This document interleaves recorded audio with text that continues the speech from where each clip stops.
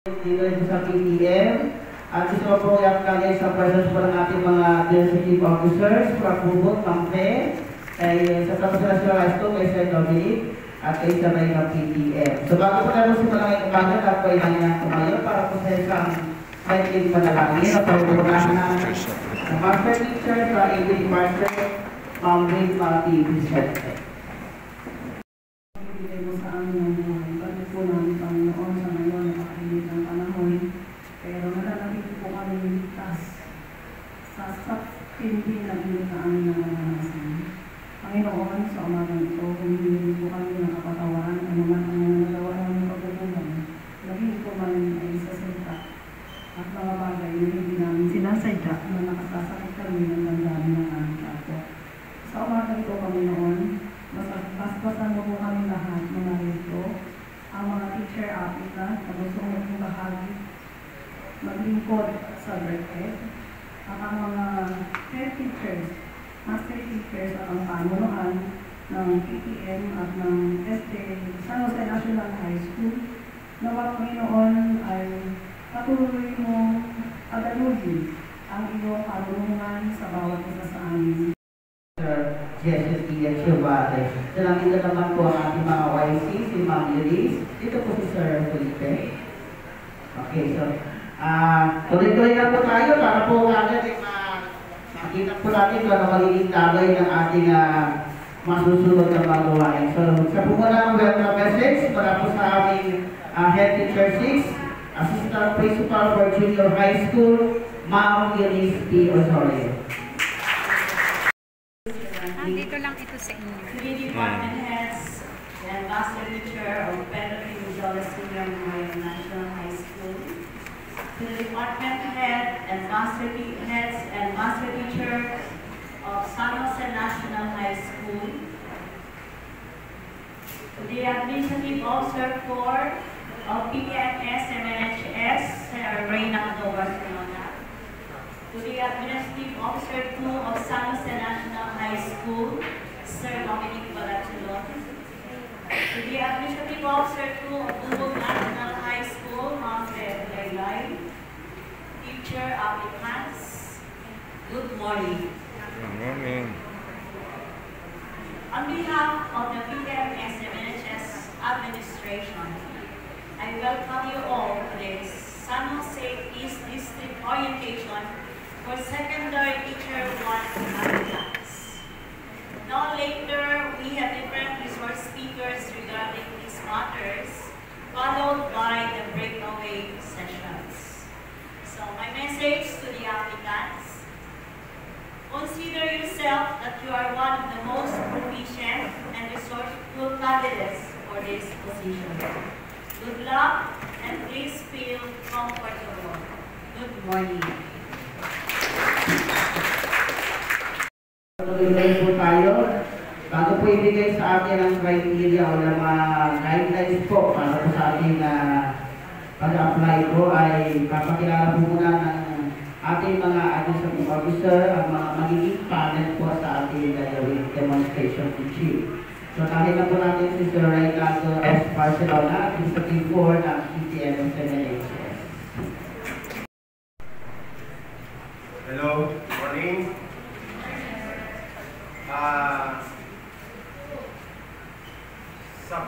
Sa mga pila, ang pinuna natin ay mga senior, di ba? So, ang unahin natin ipakilala ngayon ay yung sa senior teacher. So, nag-iisa lang naman ito.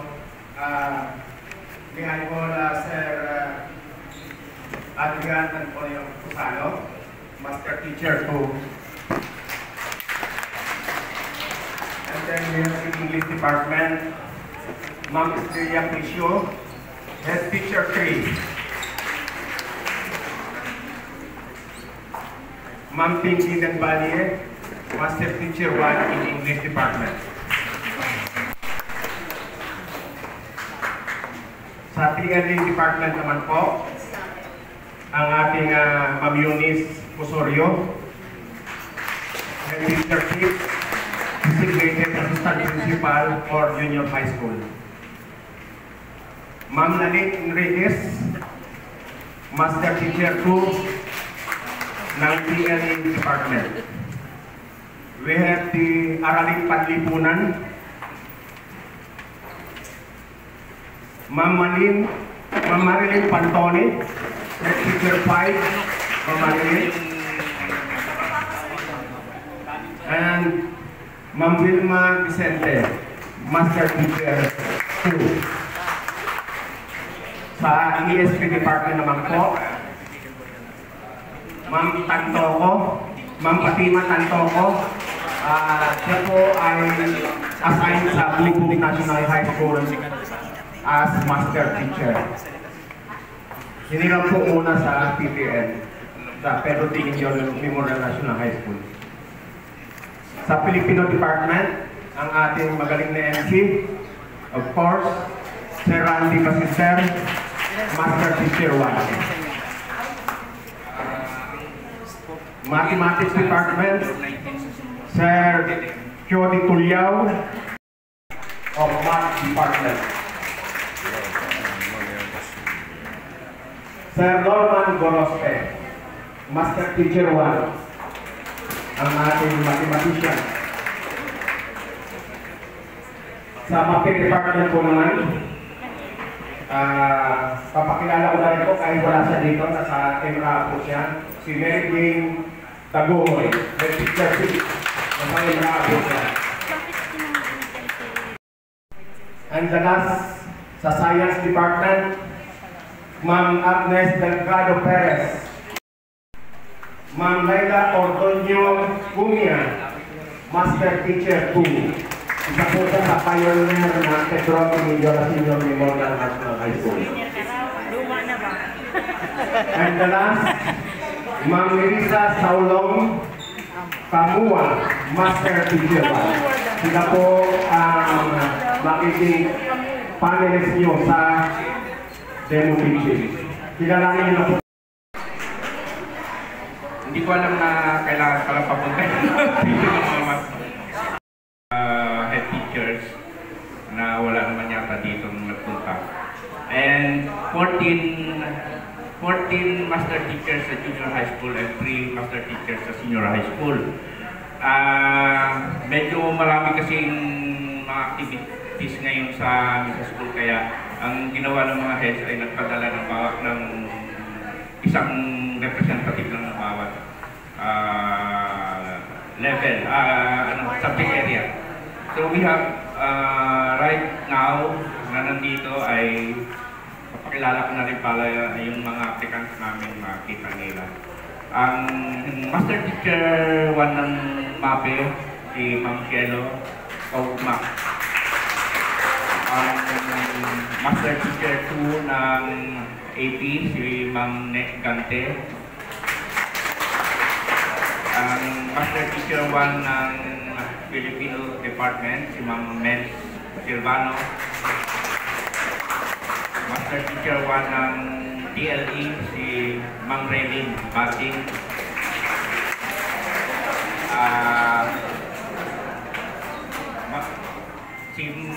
TLE din, sorry, Master Teacher ng 1 ng Math, si Ma'am Rosel Villaluna. Master Teacher 2 ng Senior High School, si Sir Edward Gonong.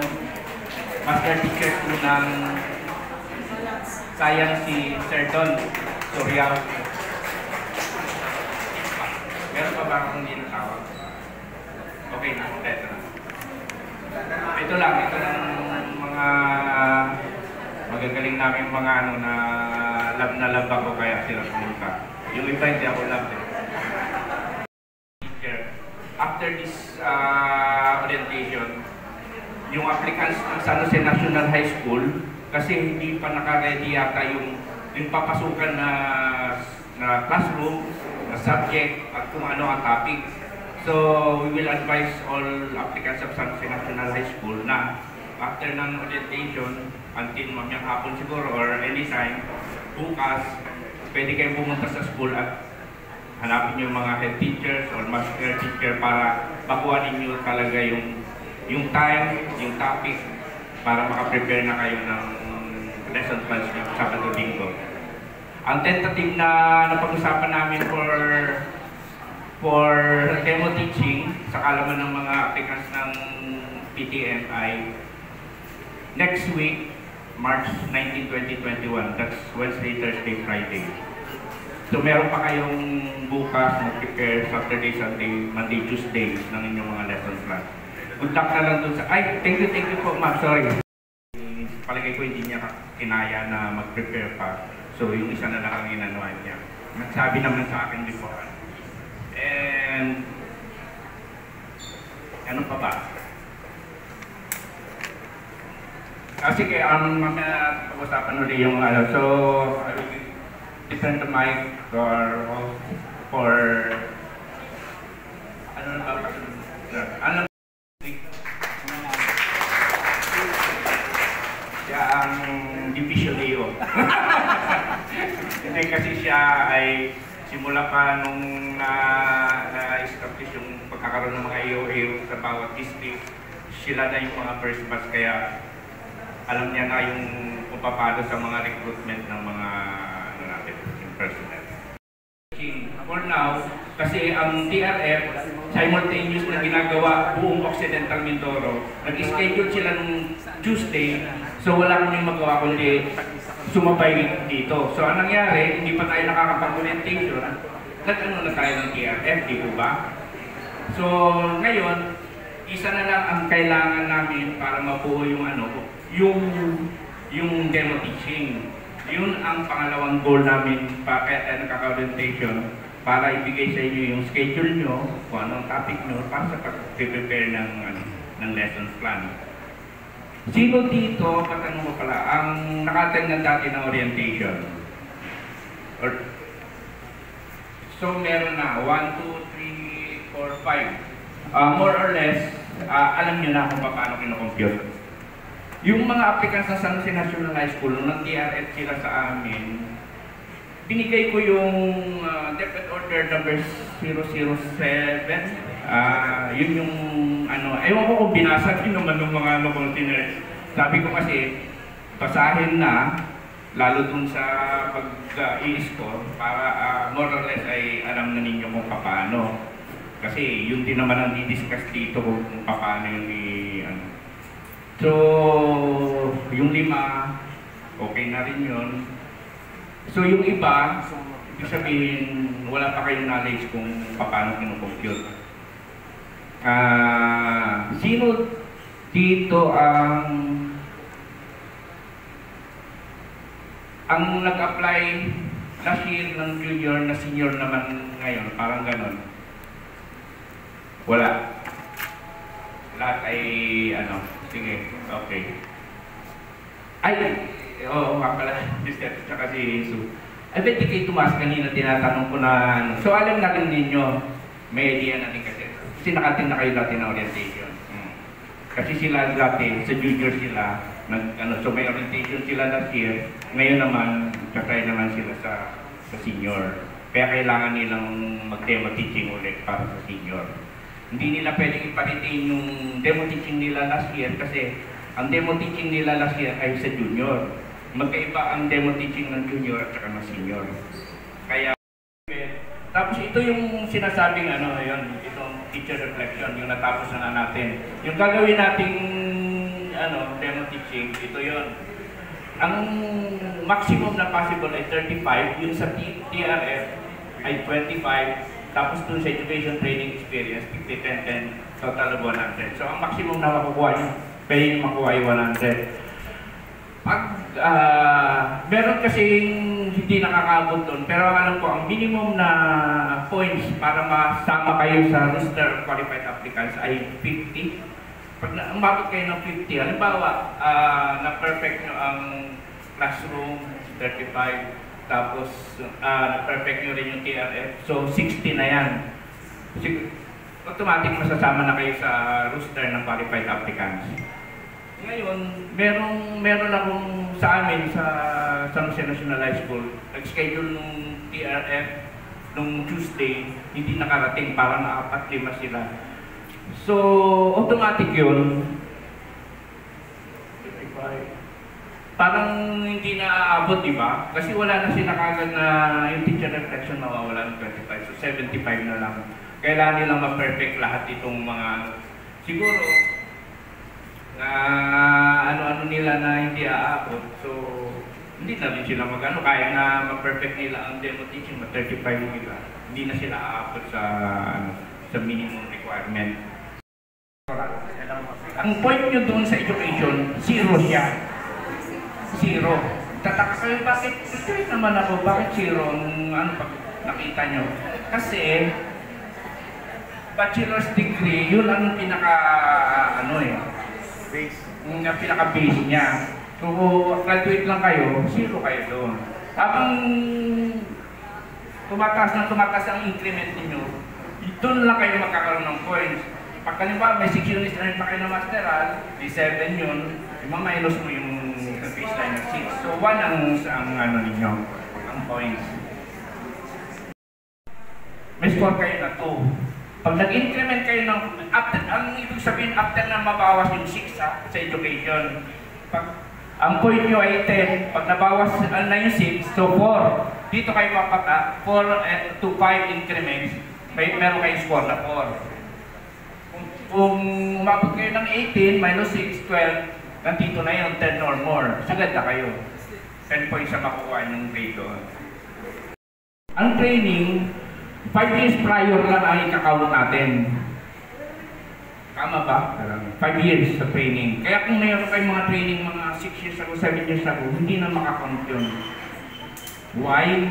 Kasi kung meron kayong training na matagal na, halimbawa 10 years, tapos hindi nyo naman nagagamit yung knowledge na nakuha nyo sa training dahil hindi kayo employed or naka-employed kayo sa ibang larangan, lalo dapat related sa education yung sa teaching, yung training ninyo.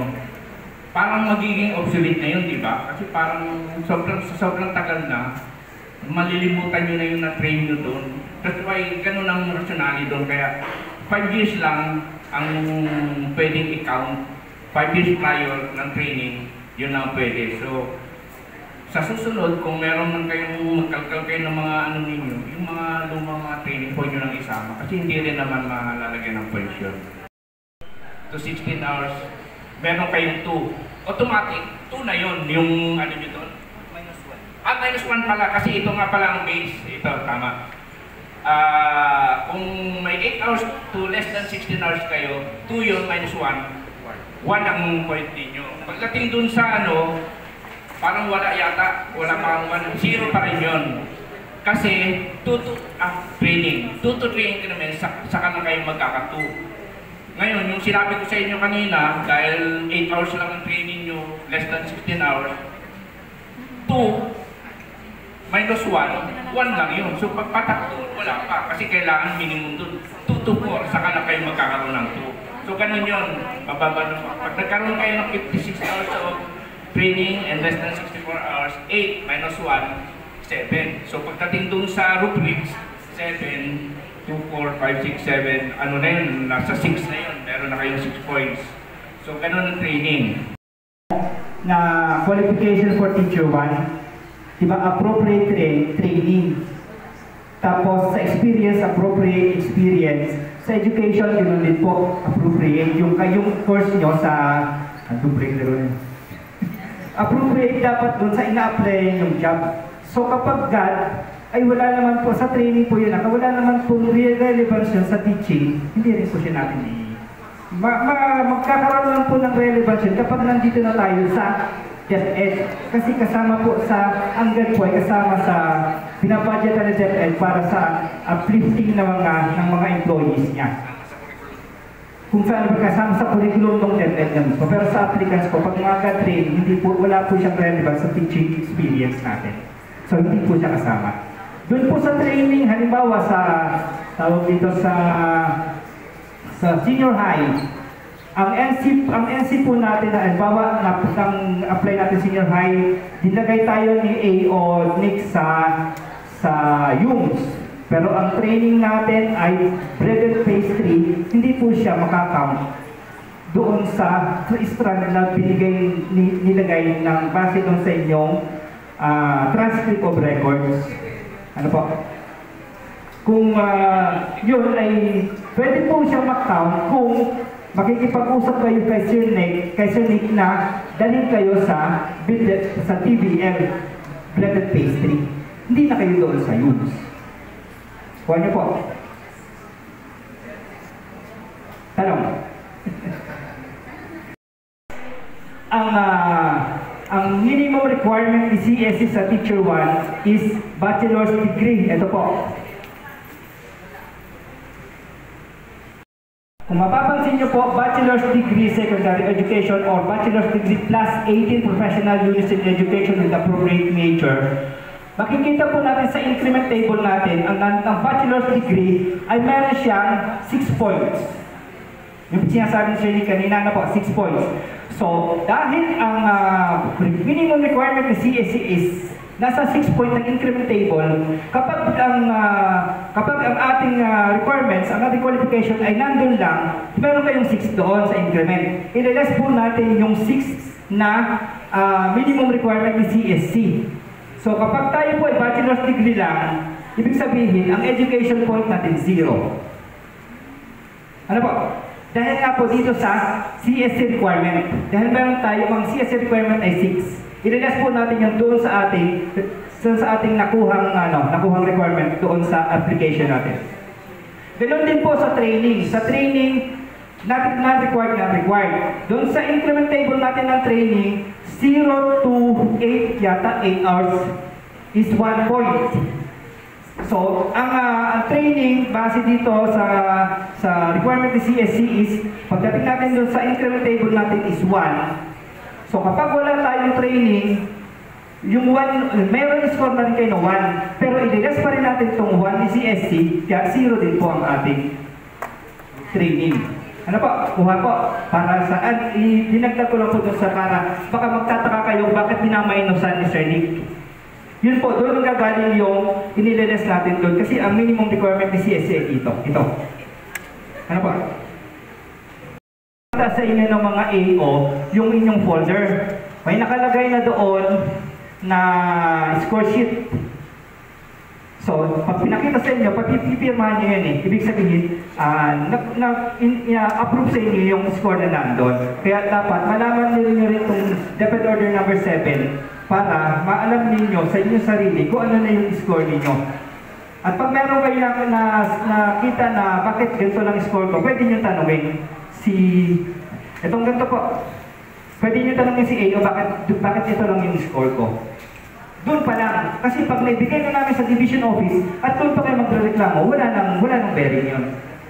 Kasi pinakita na namin sa inyo before at meron na kayong firma, ibig sabihin, confirm na kayo dun sa inyong score, tapos bigla kayong mag-aas ng bakit ganun lang. Wala na po yun. Kaya dito pa lang, ayusin na natin kung meron kayong mga katanungan.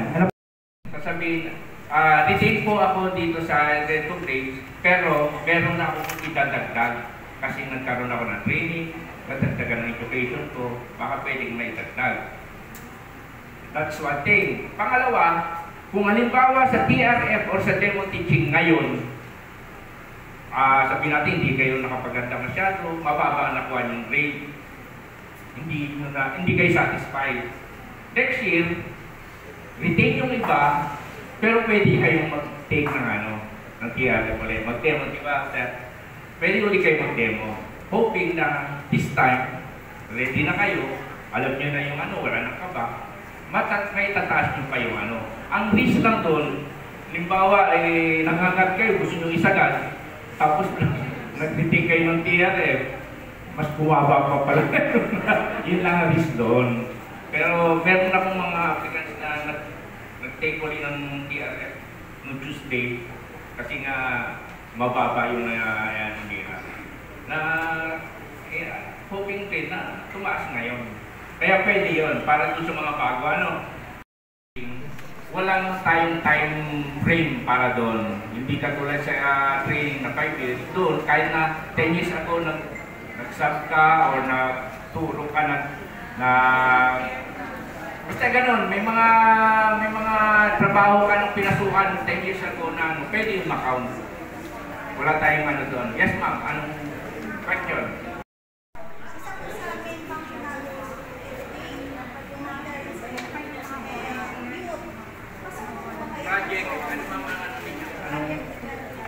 Ano ba yun eh? PSWD, Project Development Officer, na isa sa kanilang ay mag-educate ng mga youth, yun ang nila. Paano kaya yun? Pwede kayo mag-auto? Yung magulang ang para medyo Teaching pa, mga kasi, teaching. Ito talaga yun. Okay ang LPT. Ang volunteer, Yun po, ang tinatanggap lang po namin na mga experience, dapat may contract po tayo sa LGU. Dapat binabayaran po tayo. Yung volunteer na galing sa mga principal, hindi po. Kailangan po, kung gano'n, dapat makipag-usap kayo sa barangay para funded kayo ng barangay or okay. Basta merong certification na sinusupo na binabayaran kayo ng barangay to teach. Basta may contract. Opo. so ibig sabihin kung volunteer na walang sweldo, nag-volunteer na, hindi kasama. Hindi po. Basta galing po ang certification from principal ng school, hindi po siya kasama. Kaya po lahat ng mga ating mga COA natin na galing sa munisipyo, probinsya, sa mga kung saan man mga non-government organizations na meron kayong CEO sa kanila na nagtuturo kayo, ginastify ng principal na nagtuturo at binabayaran kayo ng yun po. Pwede po yun. Former years po namin sa school kahit still working po, and ang naibigay lang po namin is contract of service. Since wala pa pong COE dahil kukuha ka lang po ng COE kapag nag-resign ka na po. Pwede na po ba yun? Yun po ma'am. Ang contract of service or COE, tinatanggap po namin. Pero, halimbawa ang contract ninyo ay ngayon ay March, pero contract niyo hanggang June, ang ma-cover up lang ng inyong contract service yung hanggang ngayon lang. Kung kailan po nag-deadline si DepEd ng pasahan. Yun lang po ang makakount. Yung mga following po, hindi na siya. Yun. Okay po.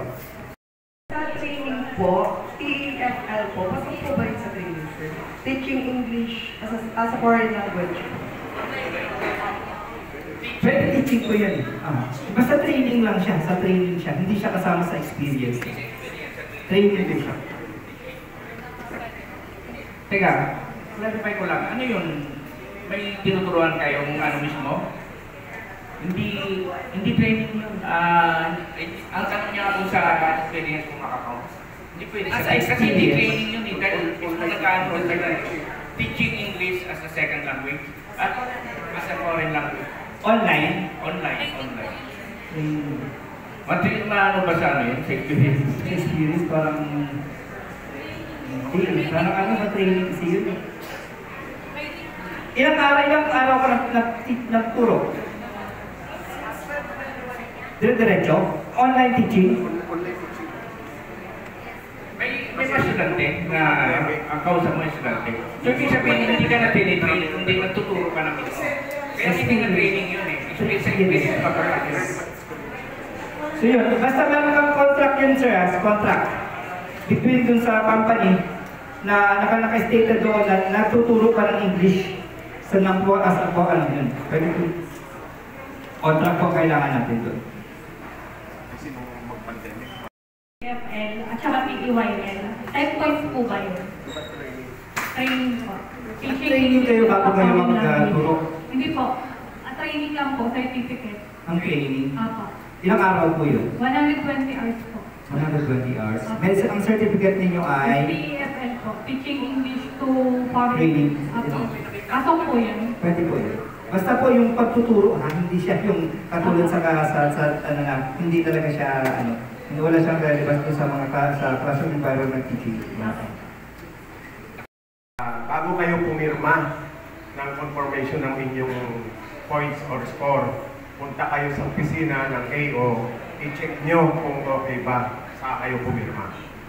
Para sigurado, ha? Para sigurado tayo. Ganun talaga ang proseso natin. Mag-i-schedule ng next week, Wednesday, Thursday, Friday, bigyan niyo muna ng time na nailagay nung AO dun sa pinaka-grading sheet.